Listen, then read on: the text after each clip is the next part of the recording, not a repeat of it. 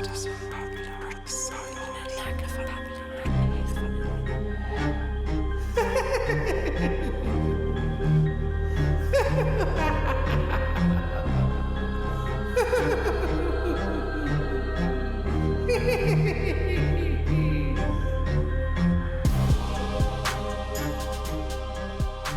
everyone, and welcome to our first You, Me, and Stephen King.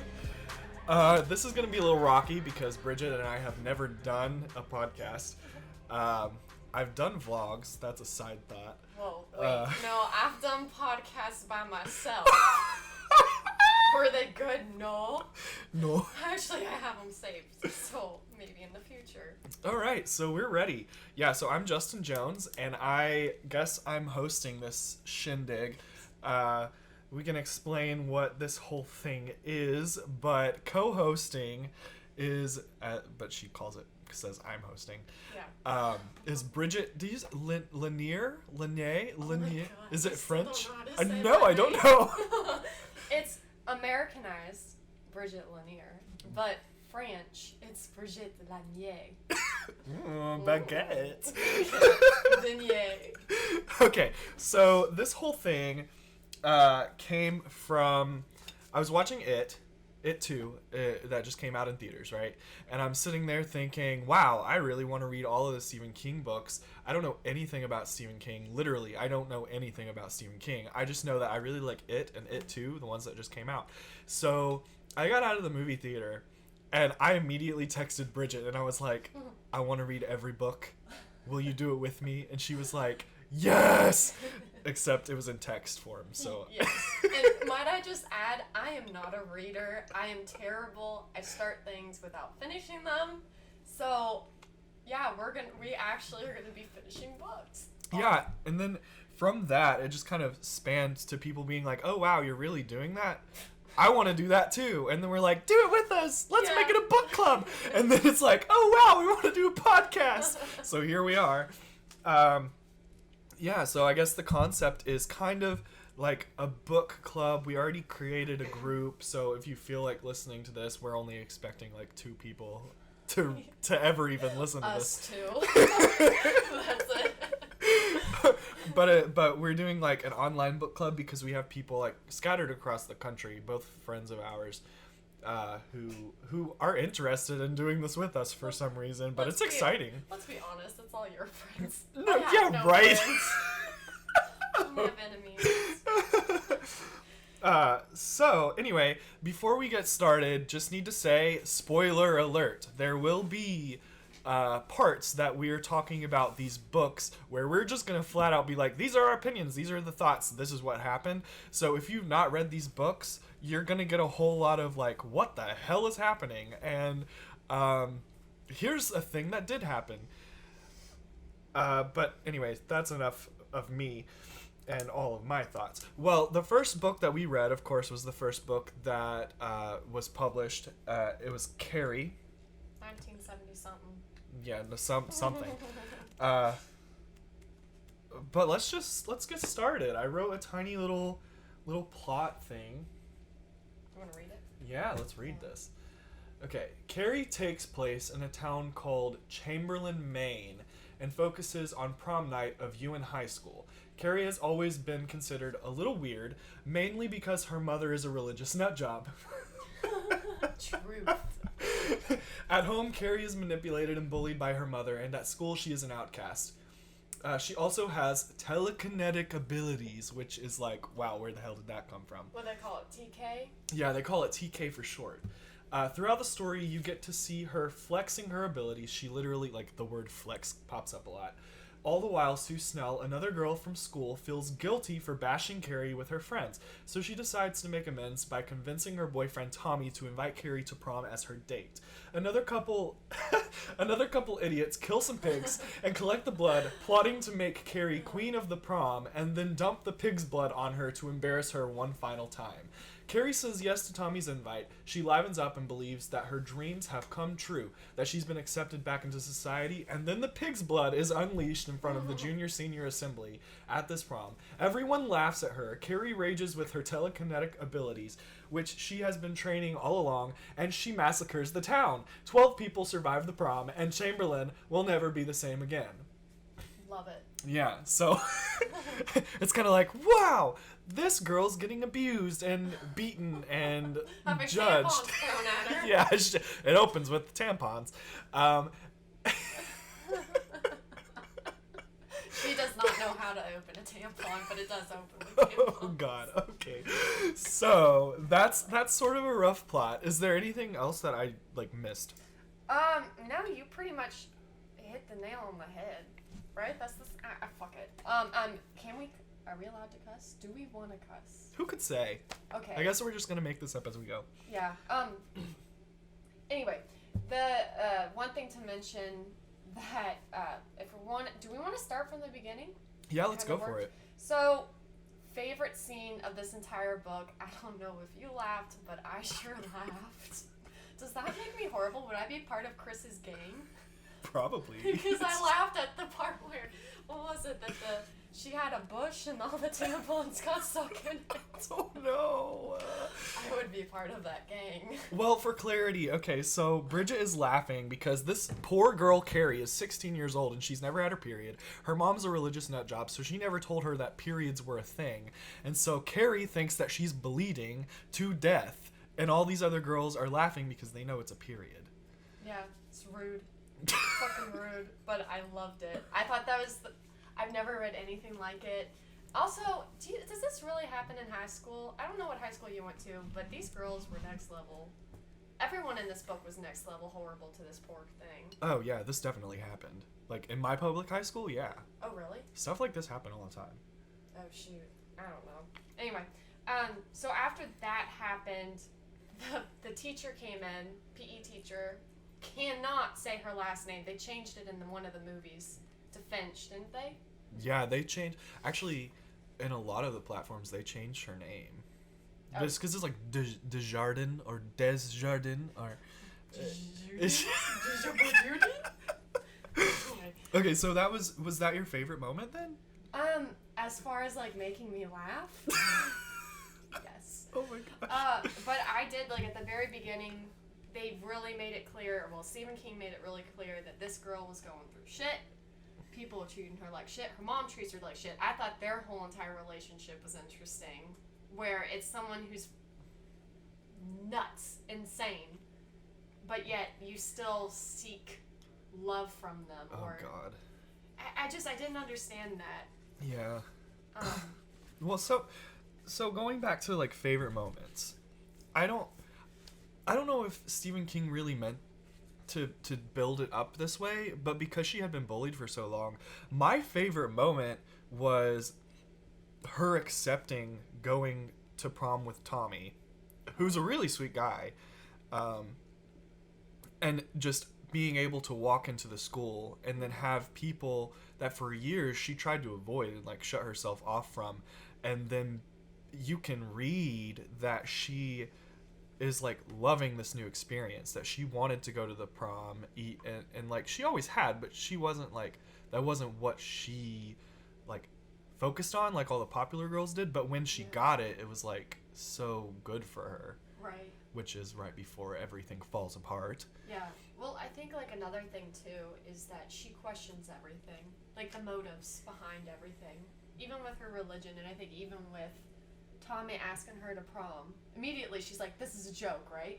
Y'all are just tricking me. Yeah. It's you're tricking me again. Mm-hmm. Well, what did you think about, because there was the theory that was introduced in the book of Sue Snell and Tommy and what's her face? Chris, yeah. Yeah, where they were all plotting this from the get-go. So, are you asking me, what did I actually think of Sue? What do you think was the real motive behind it? Do you think that she really wanted Carrie to have a good time and was trying to make up for the wrong that she did? Or do you think that they were just trying to humiliate her? I think that Sue was taking a turn of heart. I don't know anything before this story, but I know that she started doubting herself because I think one way of us looking into it is just her dialogue with Tommy, because you're going to be more real with the person that you're actually in a relationship with than you are with anybody else. So the fact that she was talking to Tommy and being like, no, I want to change, that kind of makes me believe that Sue didn't want to hurt her. Mm-hmm. But I also have other thoughts about Sue, which we can talk about later. Oh, I don't know how I feel about her. Yeah. Yeah, do we can we talk about her now? Now that we're Oh, on do the you? talk. Okay. So then let's just transition into like what was the most interesting, or like what was the biggest curiosity that you had throughout the whole book? For me, that was Sue.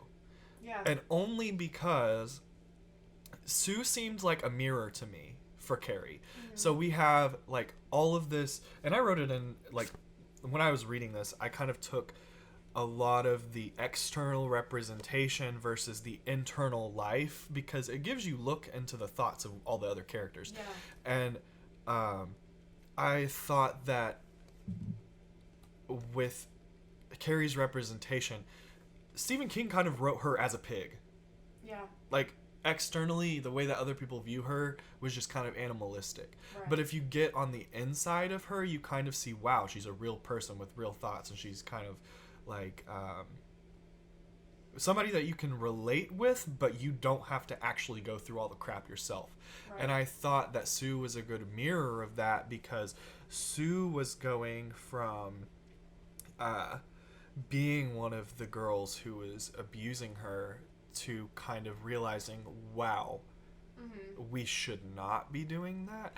And so it was cool to see the mirror from Carrie going from trash to being accepted, and Sue going from constantly being accepted to being like, no, I want to be better than just being accepted for all of these vicious things that I'm known for and being a popular girl. Right. So there was like an equal trade-off. And then when you see at the end of the book, there's this, and we'll talk about this at some point, there's this weird telepathic link between them. Yeah. I think that was kind of always there. Oh, yeah. Well, I think with towards the end with a lot of them, because they kept on hearing Carrie. But one thing that I did relate with Sue was the part where she was, I think she was in the car with Tommy, and they were doing things. But she was thinking about like how her life is going this certain way, like she's following this formula, and she's trying to fight it. And I don't know about you, but I was like, oh, I relate to this so much. I don't want to end up like suburban mom by 22. Yeah. Yeah, and I thought that she was just someone that a lot of people could relate to. Minus the whole entire throwing tampon into someone's bush, but, you know, to each their own, I guess. So what was one thought or one theme or just this one thing that was like the most interesting point to you? With who? Just like for all any of of it, like the whole book. Well, you know what I'm gonna say. I know what you're gonna say. What am I gonna say? I think it's the color red.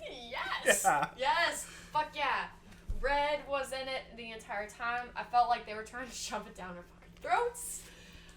Red and blood. It kind of drove me nuts a little bit. Like, it was on every page. I wish we would have done that and, like, gone back and, like, highlighted red. Like, how many times does he use the word red in descriptions? Yes. Yeah. Because that was on it. Pig. Pig was another one. Yeah, pig was another one. A lot of religion was in there, which I thought was... Okay, so something interesting. I'm not super religious. I've never read the Bible.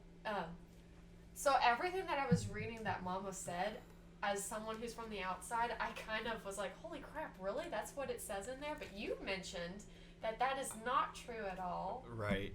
So, on the other hand, I have read the Bible a lot of times through. So there are things, and this goes back to another potential favorite moment of mine. There are a lot of things that this woman She pissed me off. But there were a lot of things that this woman would say, and I actually have some of them written down and marked through, being like, wow, this is twisted. Because Stephen King seems to know his Bible really well. But then it's like, wow, page 63, he just threw in some random crap because he's, I guess, trying to show that this woman is crazy. Like, when you get invested in a religion, you can go nuts. Yeah. So there's this part where she says, and Eve was weak and loosed the raven on the world, and the raven was called sin, and the first sin was intercourse. And the Lord visited Eve with a curse, and the curse was the curse of blood, which is the period, but she never calls it a period. And Adam and Eve were driven out of the garden and into the world, and Eve found that her belly had grown big with child. Like, sure, you can read the Bible in Genesis and be like, that could be part of the actual written word, but it is not. What page was that? This page 63, this whole raven deal and this whole avoidance of sexual clarity and knowing, like, at least being aware of, like, natural body functions. This whole bit, he definitely made up for this woman. Yeah. And then there was a second curse, and this was the curse of childbearing, and Eve brought forth Cain in sweat and blood. And I think that is so nuts and opposite, because in Psalms, I don't remember what psalm it is, but it talks about children being a blessing to the parents. So that implies that childbearing is a gift, not a curse from God. It's a gift. So I'm just like, wow, this woman hated her daughter so much that she literally called her a curse. Yeah. Where it just, I don't know. Yeah. She kind of compares herself. I think she kind of made up her own religion towards the end there. Yeah. And some of it is very much like, there are people in this world that can take the Bible and just manipulate it. And that's kind of a scary point for this book. I think Margaret was a classic example of someone who does that, takes things to the extreme. Margaret. That's Yeah. her name, Yeah, the mom. Mama. Oh, so, but yeah, that goes back to, like, one of my favorite parts, though. And I have it, like, there's something, the mom says, I wash my hands of this. And, like, that goes back to when Jesus was persecuted, and he's talking about truth, and he's about to be crucified, and Pilate goes, I wash my hands of this, meaning Pilate wants nothing to do with it. And there's a moment where Carrie says, Pilate said that. So she's she's pretty much calling her mom out on her bullshit. Oh, dang. Yeah, she's like, I know the Bible, Mom. You've made me read the Bible, and you just became one of the villains by saying this. Holy crap. Yeah. So do you think Stephen King was a religious guy growing up? I'm reading his bio, right, like at least one of his bios right now, and from what little I know, he has some religious study background, but I don't think that he was religious. I think the way that religion's portrayed in this book is kind of how he might have seen it. Right. But I do remember, like, another interesting thing that I read, like, on Wikipedia, if you trust it, that Stephen King and Carrie both share something in common also. Yeah. Their dads both died. That's what I was... Yeah. Okay, so... Is that, like, your interesting fact about Stephen King? Yeah, that's something... That's what I was going to say. Yeah. That's what my deep dive was going to be! Whoa. Wow. Okay, so... Yeah, and I guess they kind of manipulated that. Like, we watched the movies, too. I guess that was... We're going to talk about that. Yeah. So I guess that was kind of where they got that extra storyline bit in some of the movies, being like, well, we know what Daddy was like. He slept with other people and then he left you. He chose to leave. But in the book, it never says where the dad is. No, they never went over that. That he's just not there. Yeah. And they don't explain it. They don't go into it further. Like, did he leave? Did he die? He might have died in the book. I can't remember. See, I can't remember either because the movies have me all screwed up. Yeah. Because it was... anyway. The point is he was gone. He wasn't in their lives. I think, like, No. I think I remember correctly. He went to one of the bars in the book where they sleep. Where they... Oh, that little tavern thing. Yeah, the tavern thing. And he went there, got drunk. Oh no, I'm thinking about Oh, when you're thinking he about the had conception. slept with Margaret. Okay, yeah. That's Carrie's conception. But where did he go is like one of those things for me. I don't know. We need to go back. Yeah, we probably do need to look over it again. But I mean, that's a good thing for us to like be able to go back to it and read it. Okay, so what was one of the most terrifying moments for you when you were reading this where you were just like, I can't breathe, or I'm so scared, like I feel so confined right now to this book? Oh, that was, I think it was during the testimony of one of the Chamberlain residents. I forget her name, but it was herself and another mother. They went down into town and they were talking about how there's water and all the electric wires everywhere and describing what the bodies look like, and people were just being electrocuted, and she had to stand still at one point and her friend wouldn't listen and she got electrocuted. And she had to like close her eyes and go like 1, 2, 3, or like something along those lines. Remember that part? Yeah. And I think, oh yeah, because I guess she got through it, so she became a witness in this court case, because the whole book kind of ends up being a court case about Carrie and what happened at the night of the prom. Sue was kind of accused of being the reason the massacre occurred, and so anyway, this woman, she finds a way out of this street that is literally like glowing purple, things are on fire, and she's trying to avoid these cables that are flying that have just been freshly cut by Carrie walking down the street and thinking, wow, I want this to explode. So she's like walking, and she actually gets out because she maneuvers her body around all of these cords. But yeah, that was kind of scary for me. What about for you? The scariest moment, and I don't even know if this is, I guess this is the climax, so I guess this is the big hero versus villain, if you can think of Carrie in a sort of hero versus villain setting. You really can't. Like, who's the hero, who's the villain? But protagonist, antagonist, sure. Carrie having a showdown with her mother. Yes. But you're obsessed with that whole like knife in her shoulder, right? Yeah. So the mom has been plotting during the prom that she's going to kill her daughter. And then Carrie, after her meltdown, is like, my main goal is to go home and kill my mom. So she gets home and she's thinking, isn't it funny that you were planning to kill me and here I am planning to kill you? Yeah. So then the mom stabs Carrie in the back or on the shoulder. The knife gets stuck. And then the mom is coming in closer to kill Carrie, like with a final blow of some sort. And when she's walking, Carrie uses the telepathy or telekinesis, sorry, telepathy is another thing, uses the telekinesis to wrap pressure around her mom's heart. And so her mom is walking, and Carrie's like, I can feel your heart. It's slowing down. Oh, that was the freaky part. And her mom's still going, like, she's like, I'm still gonna get you. Yeah, she's like, I'm still gonna kill you. Yeah. And Carrie's like, no, I can feel your heartbeat. Your blood is slowing down. So Carrie's like in control of her mom's heartbeat and starts using the telekinesis to slow the heartbeat down.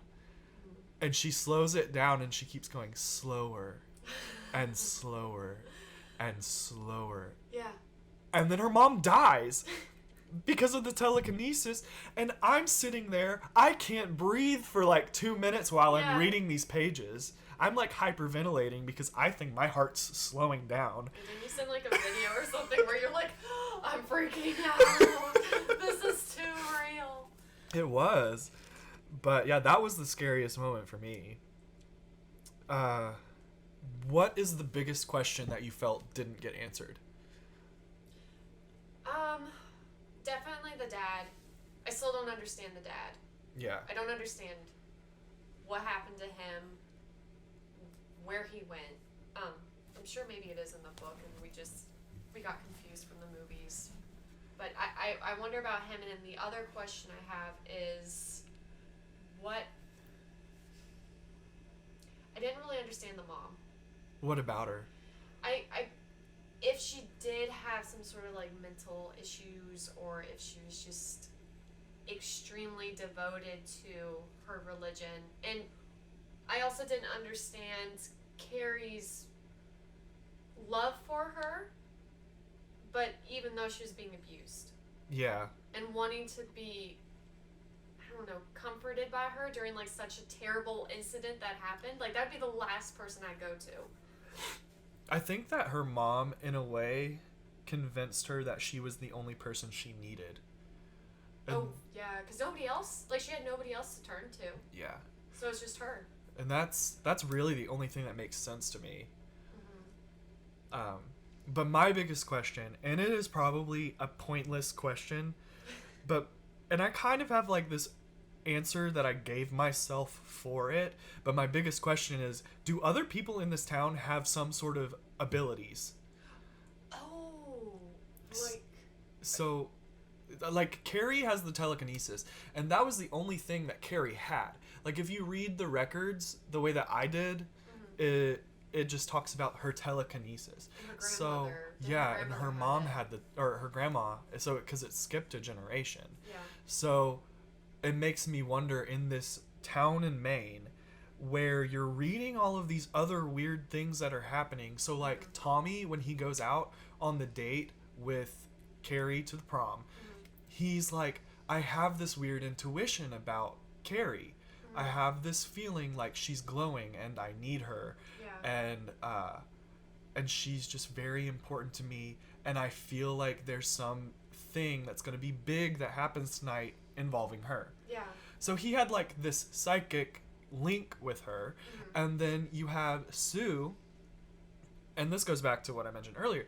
I think Sue is a telepath because nobody else, like, she knew where Carrie was walking.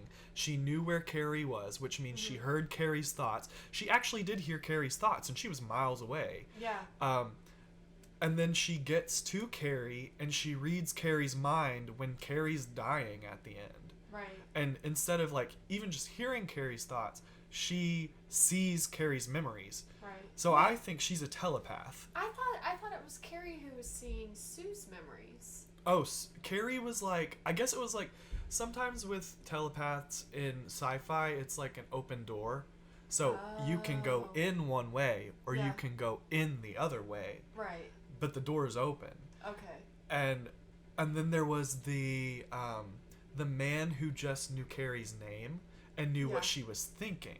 Yeah.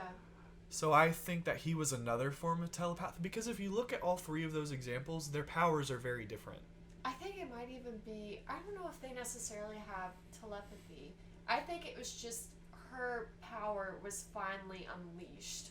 And it was so powerful that it was reaching other people, and maybe that was heightening their senses. Yeah. And that could be it. Because there was like parts where they were all like, oh no, I didn't see her, but I knew it was Carrie. Yeah. And like everyone was thinking, Carrie, Carrie, Carrie, Carrie. Yeah. That's fair. So you think this whole thing was just Carrie? Yeah, I think it was just her powers were so heightened. But it's interesting because her grandmother, wasn't it like she died in her later on in life and she had a heart attack? Yeah. So why is it that I want to know what happened with the grandmother and what leads to their death, because she had a heart attack and Carrie, she just died because she got real hurt. Oh no! Was that right? There was so the grandma had a heart attack. Yeah. Yeah. I don't remember reading that, but I knew that she died later on in life. But the when Carrie uses her abilities, her heart is the muscle that is where the telekinesis comes from. So it talks about her power weakening, her body weakening, and her heart being in pain. That's why when she's dying, she's like, my heart hurts. Oh, yeah. See, I thought it was because she was like losing blood. She like killed herself by using her own powers. Oh, she. Yeah. Okay. That's what killed her. Was her power. Yeah. That's insane. Also, can we talk about the very end when Sue and Carrie had that little exchange of memories? Yeah. That Sue was pregnant. There's a part of the book where she was pregnant, and then at the end she gets her period. Which is kind of like, it's funny how at the beginning Carrie has her period for the first time, and at the end it's almost like a sigh of relief. Which is kind of like the parallel thing. Yeah. Again, at least for me. Yeah. It's like the parallel between the two of them. So do you think Carrie killed it? I think Carrie killed the baby. I think Yeah. that I don't even think that that was a period. I think the blood, because it surprised Sue. I think Carrie murdered that kid as the last thing she did. Why would she do that? Like a gift, like like kind of like, I know what your biggest fear in life is, and this is going to lead you down that path. So I'm doing you a favor. I think that could be it too. I kind of took it as, I'm going to save you from the pain of the same relationship that me and my mom had. Oh. Yeah. Yeah. Yeah, that's true. What was your favorite quote? I got two, and you know them both. Oh, I know one of them. What? Tell me. Well, I don't even remember the way it's phrased, but I know that you're obsessed with it. Is let the punishment fit the crime or something like that? Yes, when Mr. Morton was in the office with the gym coach, where they were trying to come up with a solution to the whole entire, like, how do we, punish these girls for what they did? And he was telling whoever, I can never say her name, the gym coach, make the punishment suit the crime, page 24. That's my favorite quote. And then also, and fitting with the cake that we made, right before you get into part 2, page 136, pig blood for a pig. See, that's my favorite one. So I was Yeah. hoping you were going to take it. And it's like, there's nothing deep about it. No. It's just like, pig blood for a pig. It's like, we know what's going to happen now. Yeah. That was literally the only one that I have like circled because I just liked it so much. I just feel like it's so suiting for the entirety of this. Oh yeah, and it leads you up to part 2 where you're like, oh, I know what's gonna happen. Here we go. Yeah. So that was a good quote. 2 good quotes. Okay, so you watched the 3 movies after the book. Yes. Rate the movies from best to worst. Okay, so I'd first like to say we watched 1976, 2002, 2013, all in the span of 5.5 hours. And I will say 2013 was my favorite as far as like acting goes and how Carrie was portrayed. 2002 stuck to the book a little bit better, where there was a lot more of the important scenes. Oh, we didn't even go over the stones in the house. Oh, yeah. And the neighbor, which was an important, and your favorite word from the whole entire book. Dirty pillows. Dirty pillows. So that was mentioned. Oh, that was such a good, I loved that scene. Okay, can I say that's also one of my favorite scenes, is like her The dirty talking pillows. with the neighbor. Yeah. And then our least favorite, I'm sorry, was 1976. It, like, parts of it didn't even make sense. Like, they threw in this thing at the very end that didn't even happen, like Carrie's death. Mm-hmm. Like, what the? We did get a spook scare at the end. We were not expecting at the end. Yeah. What about you? Okay, so not only did I watch the movies, I watched the musical. Oh my god! And no. I actually listened to like the music after I watched the musical on, it's a YouTube version anyway, but let me just say the writing is horrible. Anyway, so my favorite was 2013, and that's because the empowerment that Carrie has in the book, she has in that movie. That's the only other one where Carrie's empowerment is like by choice. The other ones are like, oh no, she has powers and she's losing control. I'm like, no, Carrie knew what she did. Yeah. She chose to make all of those things happen. So people were mean. She got her revenge. Then 2002, of course, was the second. And then 1976. And then the musical. Yeah. Because, okay, it was just really bad. The music is not the best. The story is very weak. All 4 of these have very different endings. Okay, so as soon as the prom happens and as soon as the pig's blood gets dropped on Carrie, Yeah. all of these movies go on their own storyline. Right. That has, like, random orders of murders, random ways of people dying, things that did not happen in the book. Yeah. Then all of a sudden, Carrie's saving Sue's baby. Oh, yeah. In another one, like her and her mom, I guess, are like dying together. The mom's death never was right, except in the musical. And the musical and in 2002, kind of. But then Carrie's death, she didn't die in 2002. Yeah, she went somewhere random in disguise to go live her life. Very 2000s. It was very 2000s. And the weirdest thing of all is this stone bit that opens up the book. Oh, yeah. That happened when she was like 3 years old, I think. When her power was first. Yeah. Yeah. They used that in the movie as an ending for two of them, where the house just ended up descending into hell. Yeah. And it's like, where did that come from? Yeah, that didn't happen. What's this now? And also the whole entire neighbor thing. So what happened in the book was that Carrie, when she was a young girl, she met the neighbor's daughter who was sunbathing topless, and anyway, the mom got really upset that she was talking to her, brought her back in, and that's when all the stones fell down on the house and furniture was being thrown. 2002 was the only one that mentioned that. The other ones did not at all. There's a lot of things that they changed in the movies that made me a little upset. Yeah.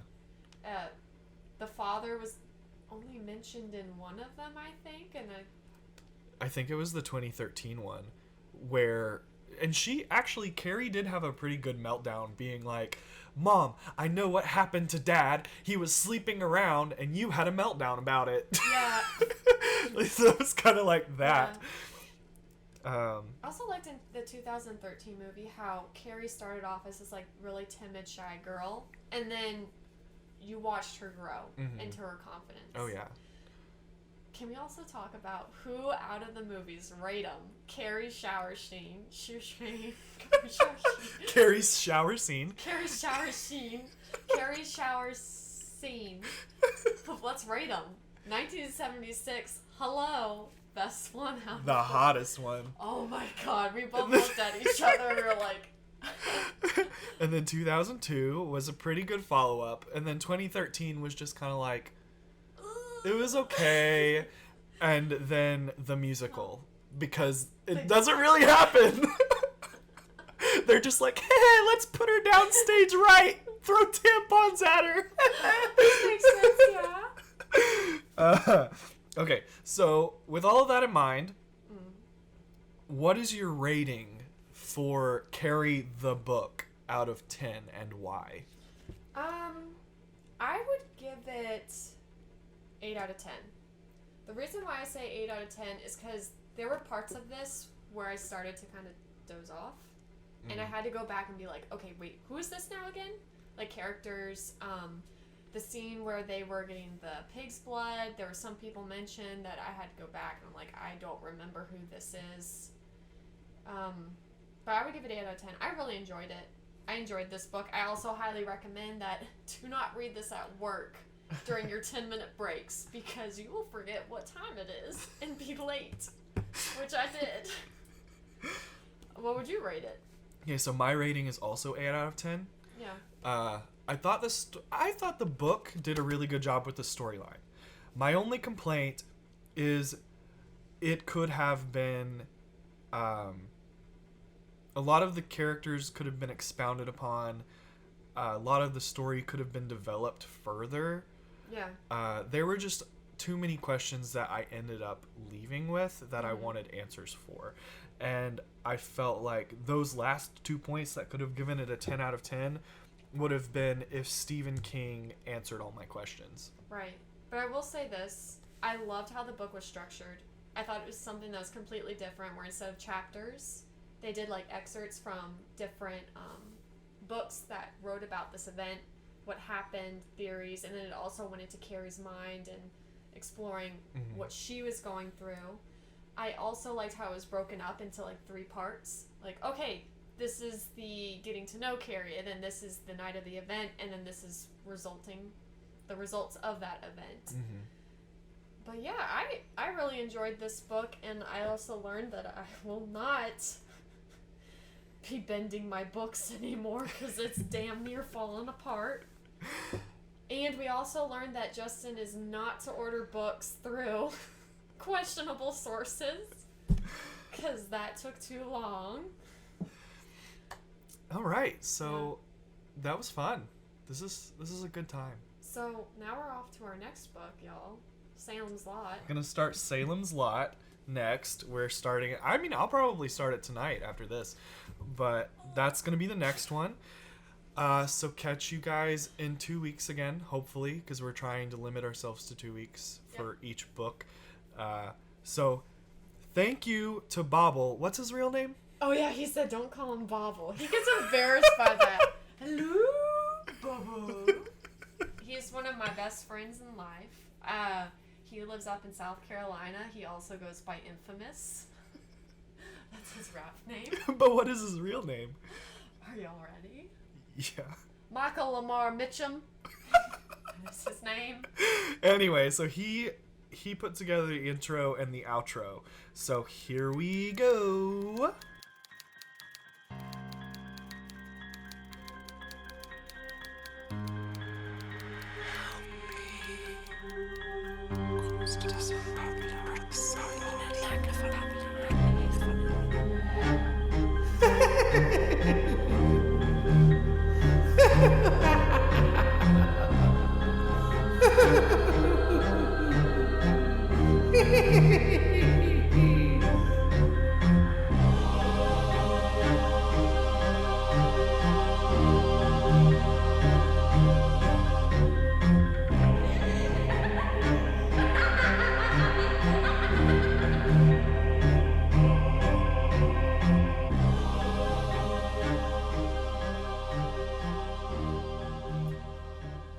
Hey guys, get ready for some spooky shit. In Salem's Lot, we'll be joining Ben Mears on his writing journey. He's rented an old mansion in Jerusalem's Lot with the hopes it will serve as inspiration for his next novel.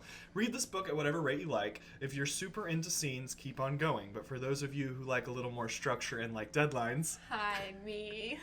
Here are some benchmarks to follow. You can find them down below in the description if you're on YouTube. Or if you're on Facebook, you can find them on our Facebook group page. But y'all be aware this book is lengthy. Including the epilogue, Salem's Lot is 653 pages. Catch you guys next time.